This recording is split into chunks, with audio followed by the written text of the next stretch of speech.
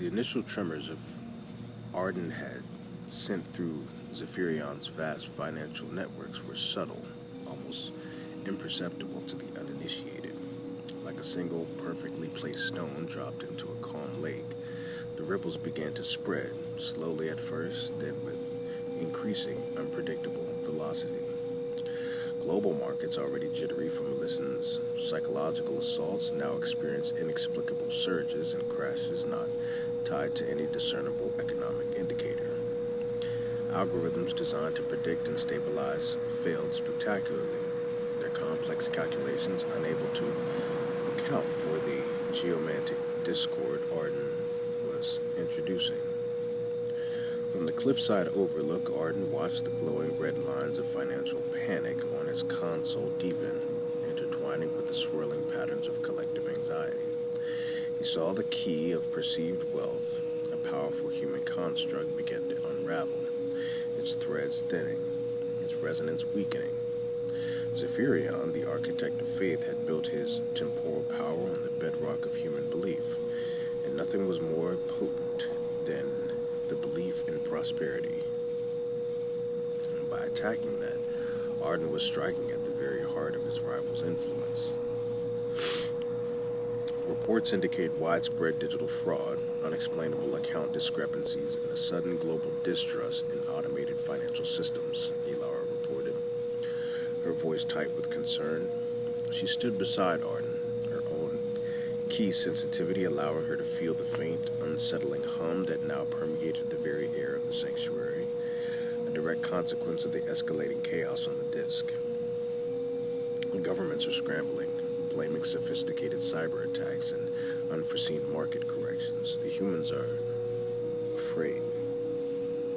Arden merely nodded, his gaze fixed on a specific cluster of red lines that denoted Zephyrion's primary investment hubs. He could feel the elders' frantic counterweaves, desperate attempts to restabilize the flows, to reassert control over the chaotic key of global capital.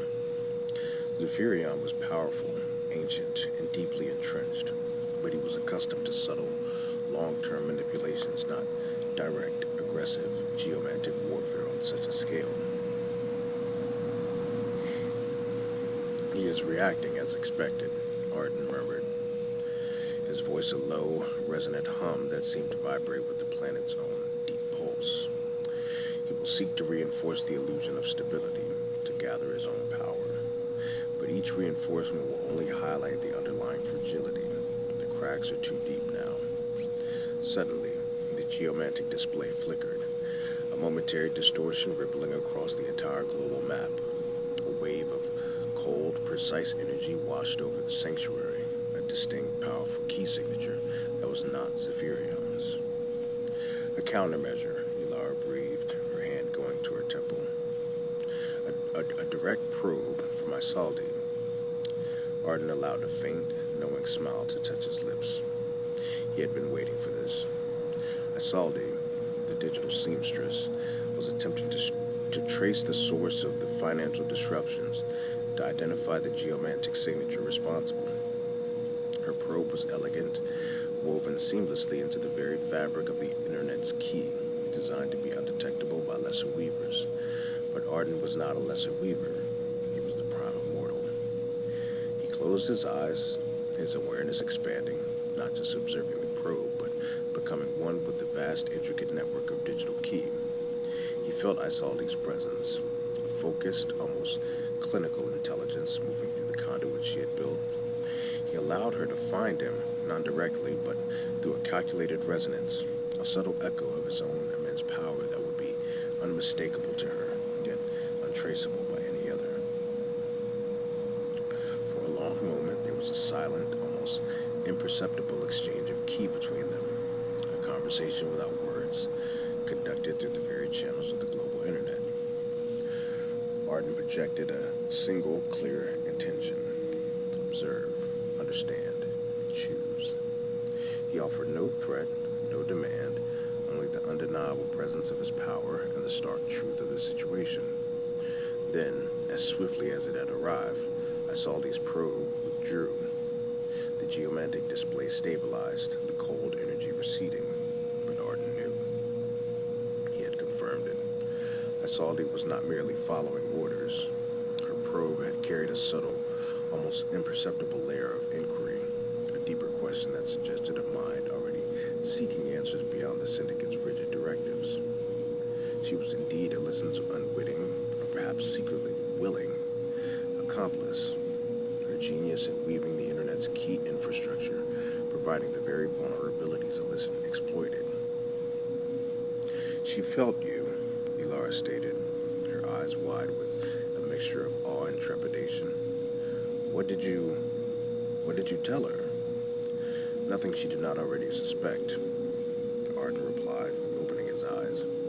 His gaze was distant, seeing beyond the glass walls, beyond the disk, into the vast, unknown expanses beyond the wall. "I merely showed her the true depth of the current and the futility of trying to dam it with old stones. She is a weaver of immense talent, Ilara. She understands the nature of the weave, and she now knows that the Prime Immortal is stirring, and his intentions are revolutionary." The unsettling hum persisted, a constant reminder of the world's agitated state. The digital scars on humanity's collective psyche were deepening, the fear of the unknown now merging with the fear of economic collapse. The Syndicate, blind in its complacency, would continue to react, to reinforce, to tighten its grip. But Arden knew their efforts were futile. Each desperate act of control would only accelerate the unraveling. He had struck the first blow against Zephyrion, and he had sent a clear message to Isolde. The game was escalating, and Arden, the ancient, solitary force, intended to play it to its terrifying conclusion. He would break the Syndicate, even if it meant breaking the world's perception of itself. The true reckoning was drawing closer.